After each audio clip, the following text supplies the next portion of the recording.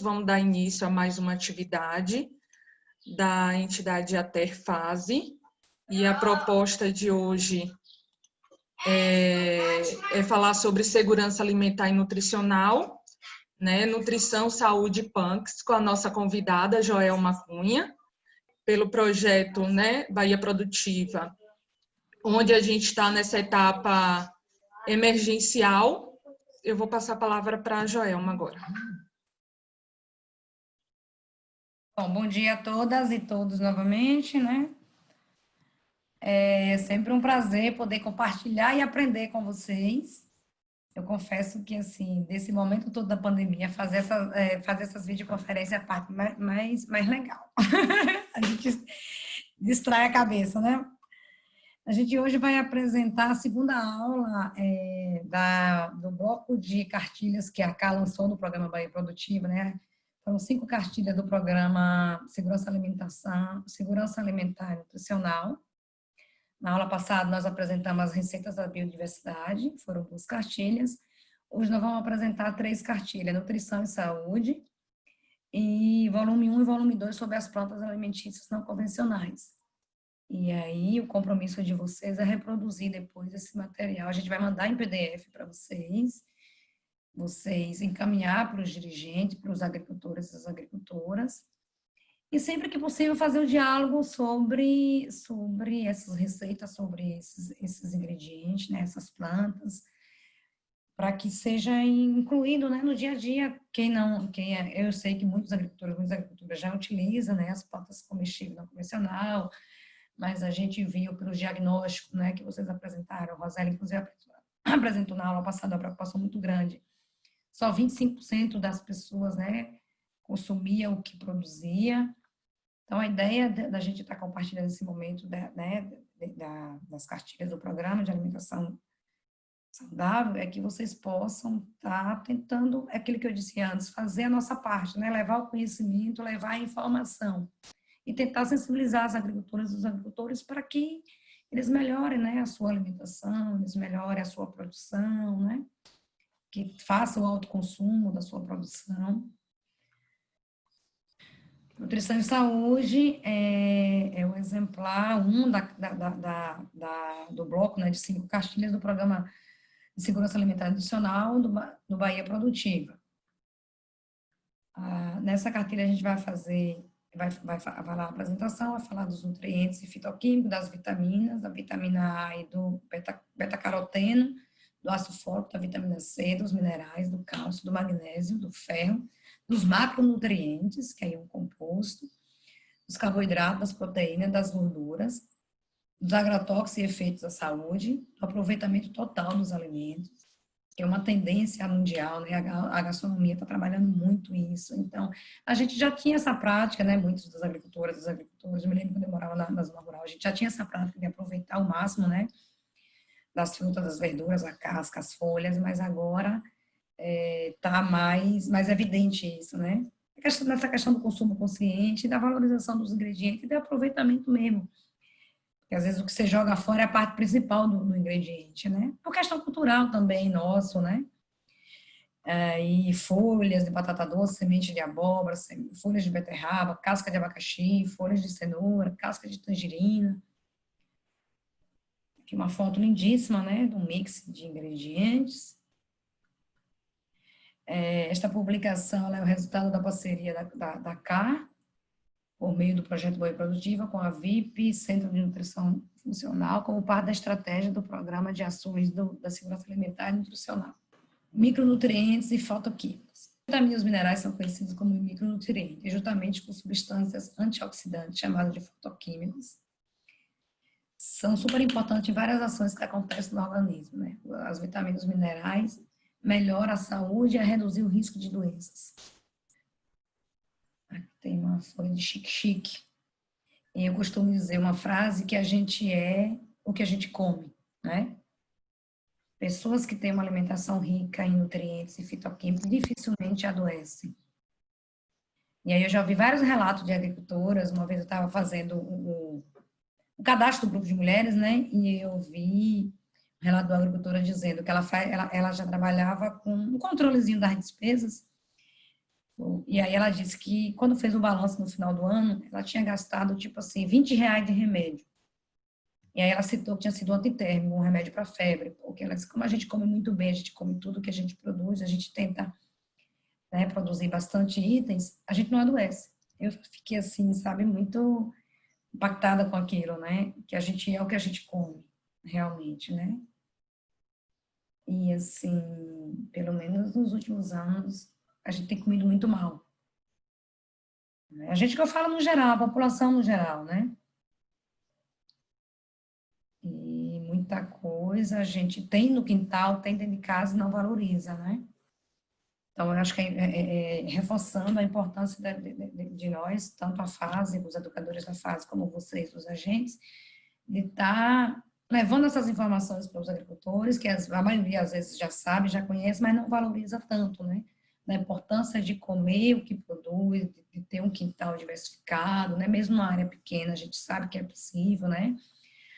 Os territórios do Vale do Jequitinhonha e do Baixo Sul são, como é que eu digo assim, são abençoados, né? Porque chove, você consegue plantar, você consegue ter uma diversidade, né, de frutas, verduras, de legumes, diferente do que outras regiões, como a minha região do semiárido, por exemplo, que a gente só conseguia feijão e milho quando chovia, né? A gente não conseguia produzir outras frutas, outros legumes e frutas por conta da seca mesmo, né? 3 anos sem chover, não tinha rio perto para fazer irrigação, até os barreiros secavam. Então, eu acho importante valorizar isso, né? A riqueza que são esses dois territórios, né? Em termos de solo fértil e de chuva, né? E de Mata Atlântica, que ajuda, né? Na chuva, ajuda nas nascentes, né? Vitamina A e beta-caroteno. Assim como todas as vitaminas A e o beta-caroteno são nutrientes essenciais para o corpo e ajuda na formação da vitamina A dentro do corpo.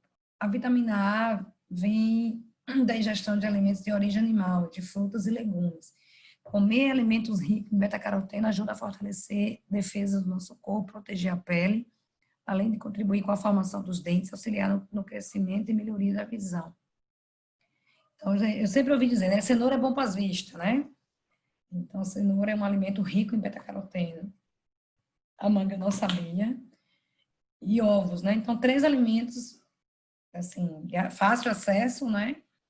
Que tem um fator muito importante para o nosso desenvolvimento do organismo, né? Para um organismo saudável. E aqui ele traz uma tabela de outros ingredientes, né? Outras frutas, verduras e legumes que contêm a vitamina A e o beta-caroteno. Muita conhecida, né? Cajá é mais do sertão, mas eu não sei se aí na região tem. Carambola, cupuaçu, vocês têm. Licuri, eu acho que vocês não têm muito, né? Se tiver, mas acho que é mais subindo para o semiárido, né? Talvez planaltino, santinês, né? Maracujá do mato tem, pitombo, siriguela, tangerina, umbu é mais do sertão também. Abacaxi, né? Que em Itagrande Neves tem bastante, Mutuípe também, né? Não sei se outras cidades têm. Tansagem, a gente chama de trançagem, né? A linguagem popular. Fruto da pupunha, que é o miolinho do palmito, né? Ananás eu não conheço. Alface, a bedroega é muito comum, né? A couve, physalis eu não conheço. A girumum é uma espécie de abóbora, maravilhosa, inclusive. Rúcula, taioba, vinagreira também não conheço. Semente de abóbora é importantíssimo. A gente pode fazer a farinha, né? Pode usar no pão, né? Pão caseiro você pode botar. Salsa, a língua de vaca, o cravo e a pimenta da Jamaica. Girimum, jiló, que é amarga. Eu particularmente não gosto muito de jiló, mas é um legume muito rico. Chuchu, palmo, mandacaru é muito do sertão, não sei se aí vocês têm. Quiabo, que é fantástico, é muito rico em beta-caroteno. Alimento de origem animais, fígado, né? Fígado é muito rico em vitamina A e beta-caroteno. A gema de ovo, o leite integral e os derivados. Aí aqui ele traz um exemplo de cará-do-á e traz um exemplo de jaca. As vitaminas do ácido fólico. São as vitaminas que compõem o complexo B.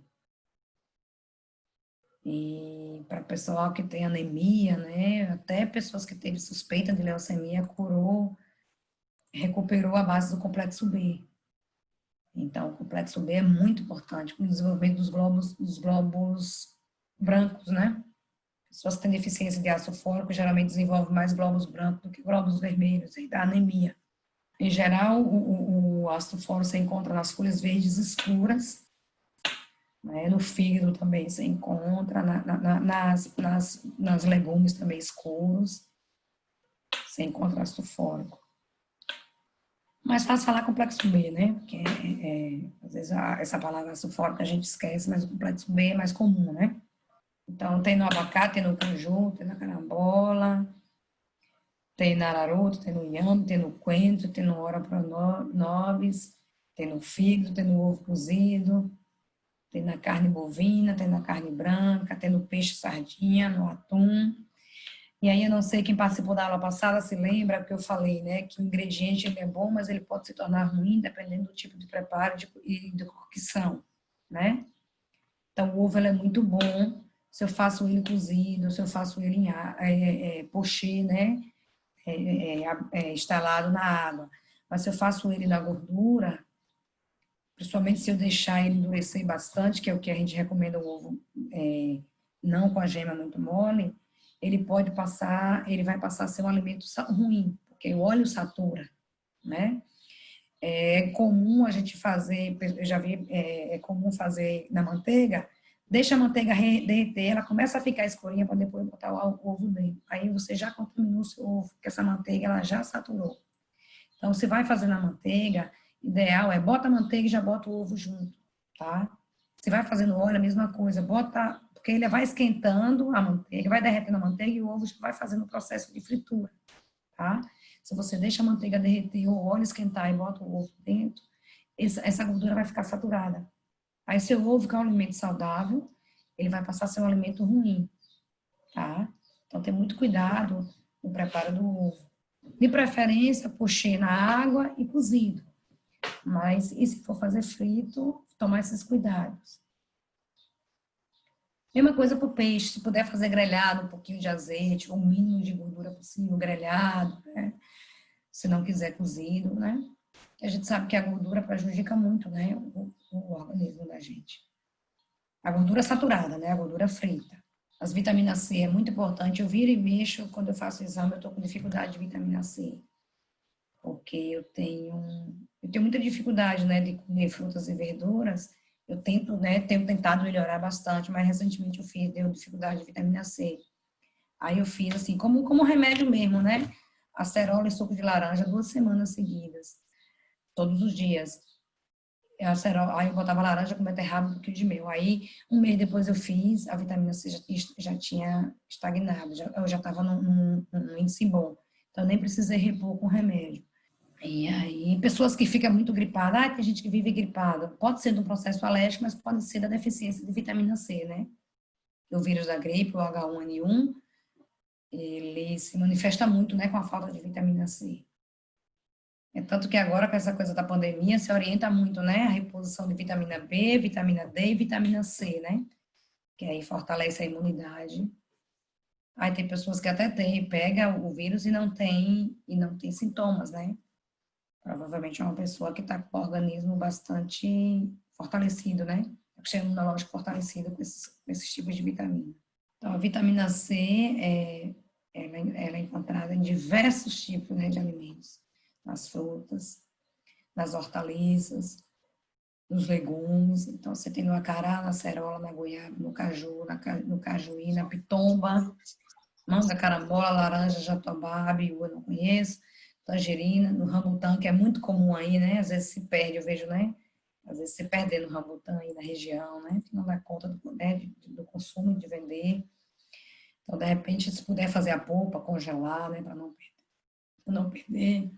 O limão, a cajarana, a pinha, laranja da terra, mangaba, umbucajá e biribiri. Biribiri também é comum aí na região, né? Pitaia, tamarindo, adoro tamarindo, fruta-pão, maracujá do mato, que é muito comum também, que é aquele maracujá verdinho, né? É redondinho. As hortaliças, chaia, na rama de cenoura, na caputina, no agrião, na rúcula, na folha de beterraba, na jurubeba. Quem nunca tomou um lambedor de jurubeba, bem para gripe? No hortelã grosso, no maxixe, nas folhas de batata, no caruru, o obreiro e no gengibre, que é muito comum também aí, né? Os minerais, o cálcio é importantíssimo, né, para o desenvolvimento dos ossos, dos músculos, para o equilíbrio do sangue. Então, índice de cálcio baixo, você começa a sentir logo dor nas pernas, cãibra. Cálcio e magnésio são dois minerais que interferem muito na questão da marcha, do andar, né, de dor nas articulações, de tremor nas pernas. Que às vezes vai para o neuro achando que está doente do nervo e não é só a deficiência de vitaminas, né? Os minerais, o magnésio também dá alteração de marcha, da dor em articulação. Aqui ele traz a moringa e a taioba, mas o oroprolimo, o gergelim, o coentro, a folha da cenoura, o hortelã, a folha de brócolis, a macaúba, o quiabo de metro, a couve. Eu não consigo entender aqui a diferença desse quiabo de metro, se alguém souber também depois. Nos queijos brancos, no leite da vaca, no leite de cabra. Quiabo de metro, tem uma folha, tem um modelo. Esse é aquele quiabo grande, né? O gergelim, nas folhas da cenoura que a gente normalmente joga fora, né? Você pode usar a folha, eu até dei exemplo na aula passada, usar a folha da cenoura é como um mix de folhas, um buquezinho dentro da carne, né? Bater no suco, fazer a farofa. A chaia, ela traz aqui uma informação importante. A chaia contém 6 vezes mais cálcio que o brócolis. E o oroprolíneos possui 28 vezes mais cálcio que o leite. Então, o oroprolíneos se tornou aí um dos grandes alimentos, né? Pensando nessa coisa da gastronomia saudável, né? A gente diz que é alimentos da moda, mas ele é muito rico em cálcio e em proteína. O magnésio, já falei um pouquinho antes, né? É importantíssimo o magnésio, principalmente as pessoas idosas, tá? Que já tem um pouco, né? Geralmente os idosos já têm um pouco de alteração de marcha, alteração do caminhar, né? Então, é um fator importante o magnésio. E aí tem um alimento rico em magnésio que não está aqui, tá? Filé de pescada, o nozes. Nozes é muito bom para o cérebro, para o desenvolvimento do cérebro. E aí, pessoas que já estão, né, perdendo um pouco da memória curta, né? Comer nozes é muito bom. E também para essa coisa do andar, né? Da marcha, do caminhar. Porque o magnésio fortalece muito. Então, nozes não está aqui. Nozes não está aqui, mas aí vocês podem incluir, tá? Então, é muito bom. Pessoas que, né? Tô com minha memória ruim. Comer nozes é bom, viu? O ferro também é essencial para a nossa vida, né? É um elemento, é um mineral essencial, fundamental para a manutenção da saúde. Uma das funções mais importantes é transportar oxigênio para os músculos quando estamos nos movimentando. Então, o ferro ajuda a evitar a falta de concentração, a fraqueza muscular e a manter o oxigênio, o coração oxigenado. Então, pessoas com doenças cardiovasculares não podem se desatentar do sódio. Pessoas com doença de anemia não podem se desatentar do sódio, ou do ferro, tá? Então, assim, essa coisa da alimentação saudável também a gente tem que orientar, por isso que é bom passar a informação correta, sempre alertando, né? É bom com uma coisa, mas tem que ter o cuidado para quem tem outros problemas, né? Então, a cana é muito bom, o caldo de cana é muito bom, mas, por exemplo, para uma pessoa diabética que já tem uma glicemia alta, a gente não recomenda. Então, de repente, substituir por um outro alimento, tá, né? Importante, quando a gente for passar essas informações, se atentar para isso, né? Taioba, a lentilha, o feijão, o jatobá, o quiabo. E aí, se tratando de feijão ou de qualquer um outro legume que fermenta, tem pessoas que têm problema de gases, né? Comi feijão, fiquei com a barriga estufada, a barriga... Então, assim, usar algumas técnicas, né, para minimizar esses gases. De repente, botar o feijão de molho, né? 1 hora, 2 horas antes, escorrer essa água. Né? Não só lavar o feijão e já botar na panela, né? Porque se você observar, quando você bota o feijão, ele começa a fermentar, aquela água em cima fica criando umas bolinhas, né? Então, aquelas bolinhas é a fermentação. Se você consegue tirar ela escorrendo, ou até pegar uma colher, né? Porque às vezes quando você escolhe, a bolinha já misturou na água, mas quando você pega uma colher e tirar aquelas bolhas de cima, ali você já está tirando parte da fermentação do feijão. Né? Eu mesmo tenho muito cuidado quando eu vou cozinhar feijão, por isso que eu tenho um problema sério de gases. Teve uma época que a médica, inclusive, proibiu eu comer feijão, porque estava muito difícil. E aí, depois que eu comecei a usar essas técnicas, já melhorei bastante. Então, às vezes, é um cuidado no preparo, né? Uma informação que muita gente, às vezes, é uma informação simples que a gente acha que é comum, todo mundo sabe, as pessoas não sabem, né? Botar de molho 2 horas antes, 1 hora, 2 horas antes, quando ela começar a fazer aquelas bolinhas, pegar uma colher, tirar e depois escorrer a água. Isso para todos os grãos, né? Feijão, para o andu, o galô, para o grão de bico, né? Que é um alimento muito rico, mas também tem uma fermentação muito grande, né? Forma gases. Repolho, acho que não falou aqui ainda do repolho, mas também é rico em ferro. E um alimento que também fermenta muito, dá muitas gases. Então, de repente, vem de comer o repolho cru, sela ele, né? Branqueia, como a gente explicou na aula passada. Branqueia um pouco água quente, bota na água quente, água fria. Ou então você sela ele num pouquinho de azeite, numa gordurinha de porco, um pedacinho de tocinho, sela para lá e para cá, né? Para não perder proteína. Que aí ele vai perder, né? Parte da fermentação. Então, você não vai sentir muitas gases. Então, pensar em alimentação saudável, eu costumo repetir sempre isso, tem que pensar no preparo do alimento, né? Porque às vezes é um alimento saudável, mas você não se sente bem. Aí cria pavor, não vou mais comer repolho, não vou mais comer feijão. Mas às vezes uma mudança no processo, né, de cozimento ou de preparo, você consegue se sentir bem com aquele alimento. Macronutrientes é que ele traz um composto aqui dos carboidratos, né? E aí dos carboidratos bons, não sei se aqui a revista acho que fala um pouco do carboidrato bom, carboidrato ruim, fala, nós vamos tratar disso, né? Porque às vezes você tem uma ideia que tudo que é carboidrato é vilão, né? Não, carboidrato bom é bom. O vilão é o carboidrato ruim. Então aqui ele traz exemplo de carboidrato bons, batata doce, o milho, a farinha de puba, as bananas. Bananas é excelente carboidrato, é excelente para o funcionamento do intestino. Comer banana de manhã é excelente para quem tem problema de prisão de ventre. Eu sou, assim, um exemplo disso, sabe?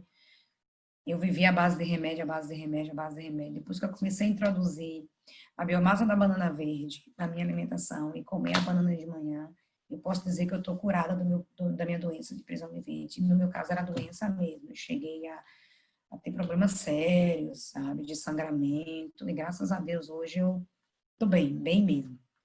Então, porque a gente sabe que os remédios bons para prisão de ventre, teoricamente bons, danifica muito a flora intestinal, né? Então, se você tomar 3 dias seguidos relaxando, você pode ter problema sério de estômago. E coisas que às vezes os médicos não falam, né? As farmácias também não falam. A gente sabe que a indústria farmacêutica é muito, muito pesada, né, nesse sentido. Né? De fomentar a venda dos remédios. O mercado capitalista, a indústria farmacêutica é terrível, né? Então, aqui, normalmente, geralmente, os tubérculos todos têm carboidrato bom, né? Os cereais, aí o amaranto, o arroz, a fécula de arroz, o milho, a puba. E se você puder comer um arroz integral ou um arroz de multigrãos, é muito melhor do que você comer o arroz branco, tá? Aqui ele traz o arroz, mas assim, o arroz branco não é um carboidrato bom, principalmente para quem é diabético, né? Porque o carboidrato transforma em açúcar, né? Então, o arroz branco tem um alto teor depois de processado, né? O organismo ele transforma em açúcar, tem um alto teor de açúcar. Então, para quem é diabético, é um alimento que deve ser restrito, deve ser tirado se possível, retirado da alimentação, o arroz branco. A farinha branca também. A farinha, mesmo a farinha de trigo, que é um alimento rico em carboidrato, mas deve ser tirado da dieta de pessoas que têm diabetes. E aí você tem a farinha de banana verde, que eu já citei lá atrás, né? A farinha do caroço de abacate, a goiaba, o jatobá, a manga, a pinha rica em carboidrato, a farinha de babaçu, a cajá. Cajá eu não sabia que era rica em carboidrato. A abóbora. Quanto mais a vermelhinha, melhor. A jerimum, então, a moranga. E aqui a gente tem os carboidratos ruins, né? Açúcar refinado é um dos alimentos que mata a gente. Eu costumo dizer isso. Se a gente puder não comer o açúcar refinado. Porque imagine a cor que é a rapadura, né? Que é o açúcar natural, e o que é o açúcar branco, né? E aí é um processo de transformação química muito grande, que isso prejudica muito o nosso organismo, principalmente o cérebro. Açúcar refinado ataca muito o desenvolvimento do cérebro. E aí, uma coisa que também ninguém alerta para os diabéticos, tira o açúcar branco, mas bota os adoçantes no aspartame. O aspartame prejudica muito o cérebro. Então, tem relato de pessoas que tinham problema de perda de memória, que com o uso perda de memória leve, com o uso do aspartame contínuo, do adoçante com aspartame, perdeu a capacidade da memória rápida, da memória média. Tem pessoas que prejudicou muito a questão do Alzheimer, era um Alzheimer inicial, mas é porque ser diabético, o uso do aspartame, né, elevou o grau de diabetes, elevou o grau do Alzheimer. Então, muito cuidado com as pessoas que têm problema de diabetes, se puder usar os adoçantes naturais, né, a sálvia, né? Acho que vai ter algum momento que fala sobre isso aqui, porque os adoçantes que têm aspartame são muito prejudiciais para a saúde.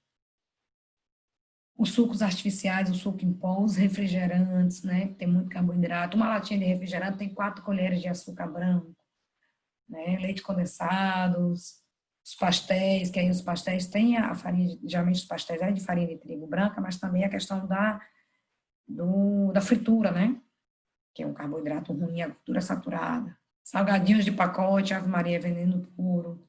As proteínas é muito importante, né, para o desenvolvimento do músculo. O pessoal aí que gosta muito da malhação, né, ingerir muita proteína para desenvolver massa muscular. Só que aí eu falei na aula passada, a proteína também em excesso prejudica, principalmente a carne vermelha, né? Tudo em excesso prejudica. Então é bom comer proteína, é importante, mas ter cuidado com a quantidade também que come, né? Para não comer em excesso. E as proteínas animal e as proteínas vegetal. Para garantir o consumo de proteína, inclua diariamente castanhas, quiabo, vegetais folhosos. E as proteínas animal também não faz mal se comer com moderação. As proteínas vegetal, castanha, chaia, todos os leguminosos, aí entra nozes, entra castanha do Pará, né, o amendoim. Claro que tudo com moderação, né? Recomenda-se comer 5 castanhas por dia de caju, 2 do Pará. Se você come 200 gramas, você pode ter diarreia, né? Eu já tive diarreia comendo castanha, ignorância, comi muita castanha. Então, se eu comi muito hoje, eu posso passar o resto da semana sem comer, né? Porque gordura, é carboidrato bom, é gordura boa, mas em excesso prejudica.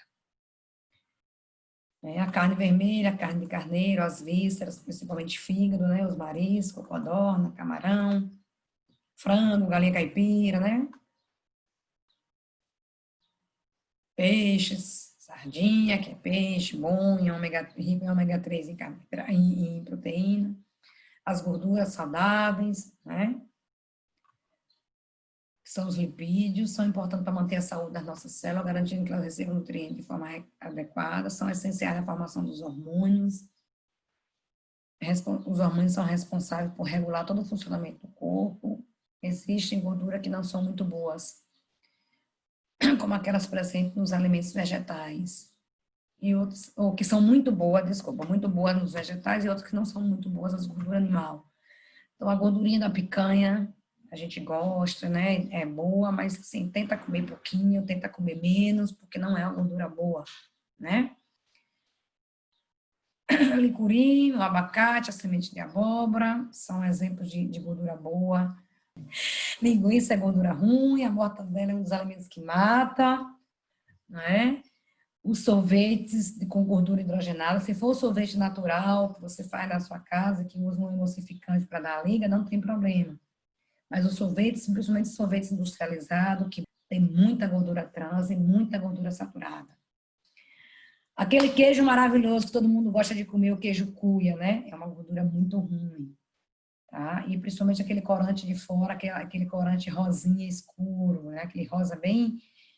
Muito cuidado com aquele queijo, além do teor de gordura, o corante e o teor de sal. As gorduras boas, o abacate, o azeite virgem, o azeite de dendê, o babaçu, a castanha, o chocolate amargo, o gergelim, semente de abóbora, o óleo de coco, que é um alimento muito bom, né? Para evitar, para não usar o óleo de soja.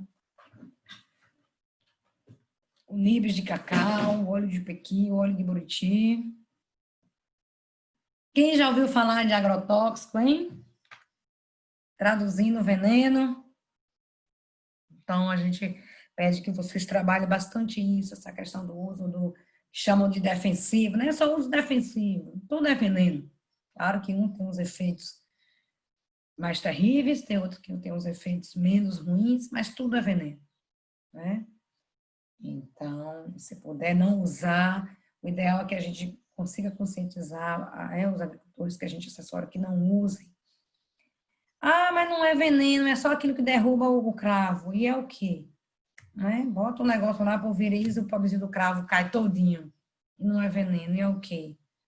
Bota só no nascimento do abacaxi. Depois do crescimento todo da colheita, não bota mais nada. Mas contaminou. Né? Então, a gente sabe que os agrotóxicos são substâncias químicas para eliminar insetos e bactérias, mas que mata, que contamina o alimento, que prejudica a saúde da gente. E aí a gente tem visto, tem crescido muito, não sei em outros municípios, mas em Mutuípe, a Fiocruz, em 2017, fez um estudo do crescimento dos cânceres, e aí pessoas de todas as idades, e aí fez uma análise da água, né? As fazendas estavam contaminando as nascentes, né? E aí tinha jovens com câncer de fígado, jovens com câncer de cérebro, jovens com câncer de pâncreas. Eu acho que foram 63 casos de câncer em 6 meses em Mutuípe. Então, aí assim, tem muito isso também dos efeitos do agronegócio, né? Os agricultores não usam mais, mas as fazendas lá em cima usam e aí contamina a água, né? E são coisas que a gente não tem a governabilidade. Mas assim, onde a gente tem, onde é possível, né? Produzir as bioscaldas, produzir os defensivos naturais, né? As caldas de pimenta, que aí as meninas as agropecuárias, aí, as agrônomas têm muito mais propriedade sobre isso, né? Mas trabalhar sempre isso, né? Do não uso dos defensivos, dos agrotóxicos, dos venenos. O aproveitamento total dos alimentos, que eu já falei antes, reforço, né? É muito importante. A gente não desperdiçar o alimento, e tanto para a questão do consumo, da renda monetária e não monetária, da questão da consciência do consumo, mas a questão também do aproveitamento em termos de nutrientes, né? Que às vezes a semente de abóbora que a gente joga fora é parte importante, rico em vitaminas e minerais, né? A folha da cenoura, a folha da beterraba, né? Claro que também tem todo o cuidado, para a casca de abacaxi. Ah, Joia, eu vou usar a casca de abacaxi, mas eu não vou sanitizar esse meu abacaxi, botar no hipoclorito, né? Tenho que botar. Se eu for usar a casca de abacaxi, eu tenho que usar uma escovinha para tirar toda a terra, né? Uma escovinha que seja só para isso. Eu tenho que botar isso, ela no hipoclorito, né? Na quiboa, na água sanitária, por 15 minutos, a cada 1 litro, uma colher. Porque eu preciso sanitizar tudo que eu vou comer cru, mesmo sendo da minha roça, sem veneno, mas pode ter bactérias, né? De fezes de animal, do próprio esterco, de algum alimento, de algum animal de algum inseto que sentou ali e fez xixi, né? Então, o alimento orgânico, o alimento agroecológico, ele também pode ter bactérias, pode ter fungos que prejudicam. Então, tudo que vai comer cru tem que ser sanitizado. Tudo que vai comer cozido tem que ser lavado bastante, porque pode ter terra, né? Pode ter, não, tem terra, tem, né, areia, pode ter lagarta, né? Mesmo cozido, mas assim, é ruim, né? Você comer e aí tá mastigando areia, né? Terra. né? Porque não lavou direito. Principalmente os tubérculos, né? Eu particularmente areio tudo que eu vou cozinhar, eu não passo colete, mas eu tenho uma escovinha aqui. Areio mesmo, principalmente os tubérculos, né? Pronto, folhas da beterraba, folhas de cenoura, que eu já dei os exemplos, a casca da abacaxi, a casca de tangerina. Ela pode ser assada, pode ser usada para... Você pode fazer, se você quiser saborizar doces ou saborizar bolo, você pode assar a casca da tangerina, triturar, tá? E usar para fazer geleias. Além de usar o suco, você pode usar também a casca. Pode usar verde, mas pode usar também seca, triturada. Para fazer xaropes, a casca é excelente. Pronto. Terminamos a apostila 1. A TER à Distância é uma adaptação das atividades de assistência técnica e extensão rural do Bahia Produtiva, projeto do Governo do Estado da Bahia, por meio da Secretaria de Desenvolvimento Rural do Estado da Bahia, executado pela CAR, Companhia de Desenvolvimento e Ação Regional, com recursos provenientes de acordo de empréstimo com o Banco Mundial.